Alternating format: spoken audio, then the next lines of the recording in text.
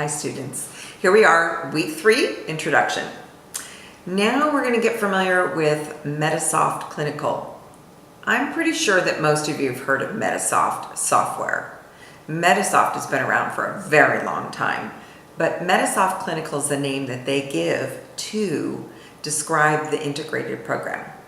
So here's 2 more names, and this is going to be a little bit tricky, but you'll get this. I have an easy way for you to remember it. When you see the term Metasoft Network Professional, then start to associate the word professional with practice. P for P. That's the P in PM, okay? Then, when you see the term Metasoft Clinical Patient Records, you can associate record in that title with record in the electronic health record. Easy enough? I hope so, because that's how I remembered them in the very beginning. Every time you log on to the system, it is going to ask you for your username and your password. Nothing new there, right? However, the administrator of the practice can set up access levels, so that's a little different. It is possible that they do not want everybody to see the physician's notes that they write. There's no reason that everyone in the practice has to see that, so they may give it only to the head nurse and the physician, let's say, and everybody else doesn't have access to the physician notes. So that's an access level that they can set. Also, within the practice, when you open up, just like when you open up this course in Canvas, and you're brought then to the front page, or the it is called the front page.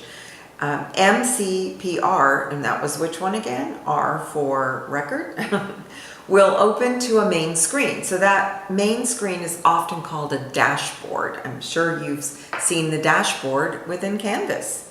So it's very similar. So notice that every physician can see then on the dashboard, this is on page 110 by the way in your textbook, that every physician can see at a glance their schedule for the day. They can also see if there are some labs or x-rays that they need to review. There's some notes that perhaps they haven't finished. And they can leave them open for a little while too. They can check and double check to make sure. And then once they lock those notes, they're done. They are officially done, and it can go on to be billed for those services. But the dashboard is a quick view for any physician to see exactly what's going on for that day. They also have a to-do list, so you might be the one adding something to their to-do list. And you might be sending them a message to, or maybe even a fax. There's a fax that comes in and you send it to them and you prioritize it. Next, you can get familiar also, there's a toolbar on the top of the main screen, and this is, you can take a look at the picture that's on page 111, and the next section after that is on Metasoft Network Professional. So the professional should remind you of what? P for professional, or P for practice, right? That's right. And there's an introduction there. Note that the PM side includes something called office hours. Now, office hours is what we're going to use for scheduling appointments. It's actually on the financial side, which I've always found a little bit interesting, but it is shared by both programs, so keep that in mind. And please note too, throughout the textbook, that you can use the buttons that are in the toolbar instead of the pull-down menus. And this is for almost all the common tasks. So you have generally 2, sometimes even 3 ways of getting to where you want to go. So that's good.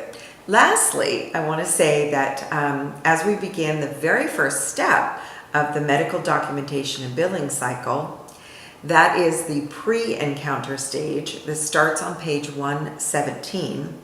This chapter is going to briefly describe all the other steps, but you really don't need to get into detail on that yet, because every chapter from then on will cover one of these steps. So it's now time for you to review the PowerPoint, and I'll see you in lab soon. That was shorter.